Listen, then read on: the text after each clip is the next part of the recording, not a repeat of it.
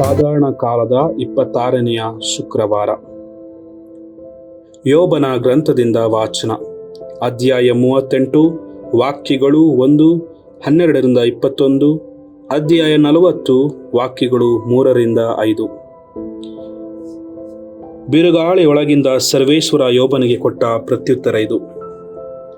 ನಿನ್ನ ಜೀವಮಾನದಲ್ಲಿ ಎಂದಾದರೂ ಅರುಣೋದಯವಾಗಲಿ ಎಂದು ಆಜ್ಞಾಪಿಸಿರುವೆಯಾ?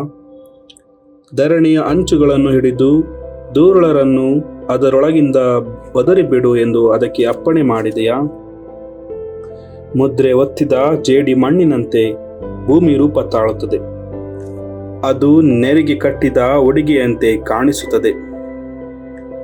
ದುರುಳರಿಂದ ಬೆಳಕನ್ನು ಹಿಂತೆಗೆದುಕೊಳ್ಳಲಾಗುವುದು. ಅವರು ಎತ್ತಿದ ಕೈಗಳನ್ನು ಮುರಿಯಲಾಗುವುದು. ನೀನೆಂದಾದರೂ ಸಮುದ್ರದ ಬುಗ್ಗೆಗಳೊಳಗೆ ಸೇರಿದ್ದೆಯೋ? ಸಾಗರದ ತಳಹದಿಯಲ್ಲಿ ತಿರುಗಾಡಿರುವೆಯೋ? ಮರಣದ ದ್ವಾರಗಳು ನಿನಗೆ ಗೋಚರವಾಗಿರುವವೋ? ಘೋರಾಂಧಕಾರದ ಕದಗಳನ್ನು ನೀನು ಕಂಡಿರುವೆಯೋ? ಭೂವಿಸ್ತಾರವನ್ನು ಗ್ರಹಿಸಿರುವೆಯೋ? ಇದೆಲ್ಲವೂ ನಿನಗೆ ತಿಳಿದಿದ್ದರೆ ಹೇಳು, ನೋಡೋಣ. ಬೆಳಕಿನ ನಿವಾಸಕ್ಕೆ ಹೋಗುವ ಮಾರ್ಗವೆಲ್ಲಿ? ಕತ್ತಲು ವಾಸ ಮಾಡುವ ಸ್ಥಳವೆಲ್ಲಿ? ನೀವು ಅವುಗಳನ್ನು ಅವುಗಳ ಪ್ರಾಂತ್ಯಕ್ಕೆ ಕರೆದೊಯ್ಯಬಲ್ಲೆಯಾ? ಅವುಗಳ ನಿವಾಸಕ್ಕೆ ಹಾದಿಯನ್ನು ಕಂಡು ಹಿಡಿಯಬಲ್ಲೆಯಾ? ಇದನ್ನು ಬಲ್ಲೆಯಾದರೆ ನೀನು ಆಗಲೇ ಹುಟ್ಟಿದಿರಬೇಕು ಮತ್ತು ಈಗ ಬಹಳ ವೃದ್ಧನಾಗಿರಬೇಕು. ಆಗ ಯೋಬನು ಸರ್ವೇಶ್ವರ ಸ್ವಾಮಿಗೆ ಇಂತೆಂದನು, ಅಯ್ಯೋ, ನಾನು ಅಲ್ಪನೇ ಸರಿ, ತಮಗೇನು ಪ್ರತ್ಯುತ್ತರ ಹೇಳಲಿ?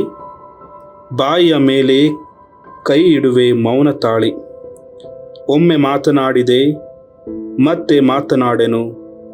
ಹೌದು, ಇನ್ನೊಮ್ಮೆ ಮಾತನಾಡಿದೆ, ಹೆಚ್ಚು ಮಾತಾಡೆನು.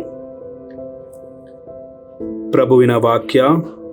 ದೇವರಿಗೆ ಕೃತಜ್ಞತೆ ಸಲ್ಲಲಿ. ಸಂತ ಲೂಕರು ಬರೆದ ಶುಭ ಸಂದೇಶದಿಂದ ವಾಚನ. ಅಧ್ಯಾಯ 10, ವಾಕ್ಯಗಳು 13-16. ಆ ಕಾಲದಲ್ಲಿ ಯೇಸು ಹೀಗೆಂದರು, ಕೊರಾಜಿನ್ ಪಟ್ಟಣವೇ ನಿನಗೆ ಧಿಕ್ಕಾರ, ಬೆತ್ಸಾಯಿದ ಪಟ್ಟಣವೇ ನಿನಗೆ ಧಿಕ್ಕಾರ.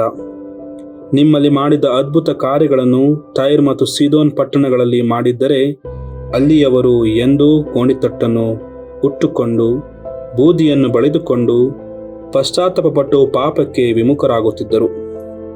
ಆದುದರಿಂದ ತೀರ್ಪಿನ ದಿನ ಟೈರ್ ಮತ್ತು ಸೀದೋನಿನ ಗತಿಯು ನಿಮಗಿಂತಲೂ ಸಹನೀಯವಾಗಿರುವುದು. ಎಲೈ ಕಫೆನಮ್ ಪಟ್ಟಣವೇ, ನೀನು ಸ್ವರ್ಗಕ್ಕೇರುವೆ ಎಂದು ನೆನೆಸುತ್ತೀಯೋ? ಇಲ್ಲ, ಪಾತಾಳಕ್ಕೆ ಇಳಿಯುವೆ.